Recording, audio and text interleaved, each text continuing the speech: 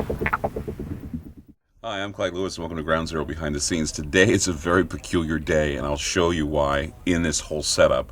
Now, today was a weird day. We had the emergency broadcast test. It failed, by the way, across the country. Some stations didn't even do it. Some stations didn't know what to expect.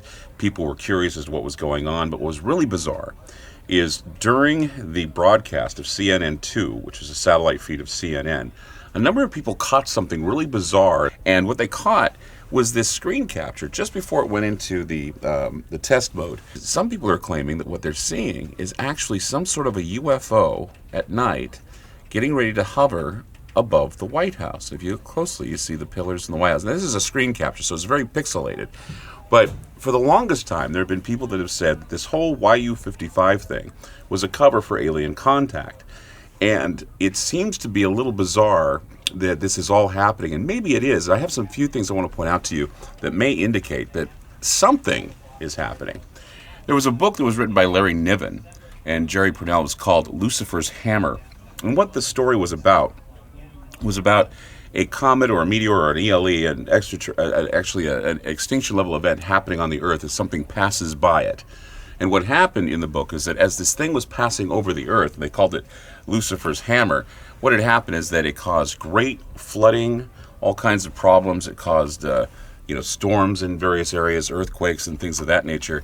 And it just was one big cataclysmic mess with this thing passing by the Earth, saying that it has an effect on the planet, like throwing a rock into a pool and watching the water flow.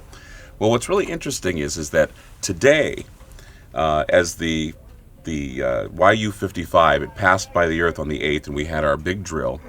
Something strange happened. Turkey had a huge earthquake, and it was recorded that this earthquake had happened. But before that happened, take a look at this. These are buoy reports from the Arabic Sea, and what it's showing is that the water height had changed, and then it came back down.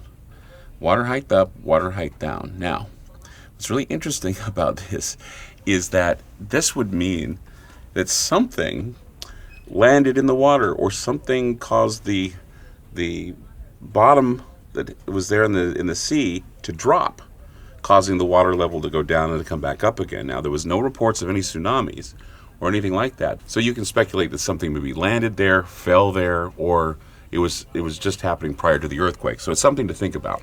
Now, remember this little map. Everybody's been passing it around. It's the Aleutian Islands, Big X, where they were going to do the Pac West 11, which is this remarkable tidal wave tsunami type of drill. Well, a tsunami and tidal wave is the least of their problems right now in the Aleutian Islands. In fact, there are waves of 40 feet, 100-mile-an-hour winds, superstorm. In fact, after most of the tests that happened on CNN2, they diverted back to the horrible, horrible storm that's happening in the Aleutian Islands. It's hitting Alaska, and it's going to move down the coast. It's going to be moving down the coast by Friday. But it's really kind of ironic that when they were doing the drill there, the tsunami drill, that they were hit with a massive hurricane-like storm, a winter hurricane storm right here in the Aleutian Islands. Now, why did that happen? Well, you take a look at YU-55 passing over Lucifer's Hammer, you see it going on. I mean, it's kind of coincidental, I think. Well, this is the storm moving through, and it's going to be hitting us soon.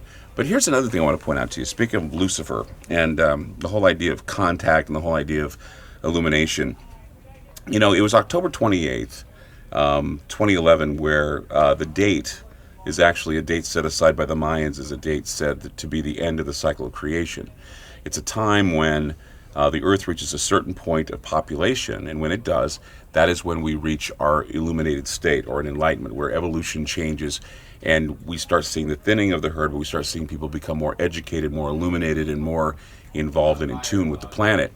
Well, on October 28th, something interesting happened. There were a group of babies that were born in the world, and the United Nations had called these babies the 7 billionth babies.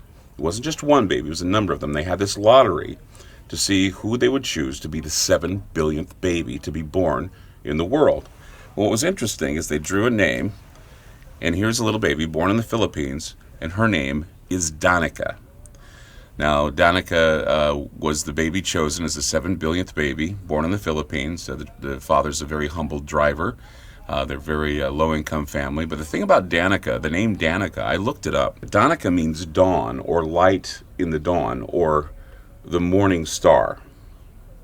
Now, the morning star is a very interesting thing because the morning star is the star of illumination. It's the star that comes before the sun. It's also known as Lucifer, the Lucifer star, or the illuminated star. What's really interesting about the name Lucifer is also the name given to this thing. A huge telescope in Arizona that the Catholic Church is using to find what? Extraterrestrial beings. That's right, they're using it to look for extraterrestrials.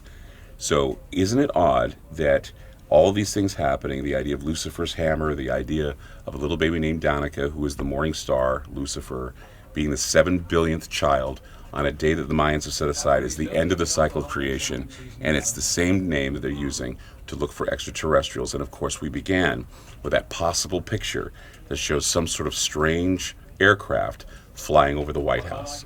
Has contact begun? Who knows? All I know is that I'm trying to connect the dots, and hopefully I'll have something put together tonight when I bring on James Gilliland and also Michael Knight talking about how they believe contact has begun right here on Ground Zero.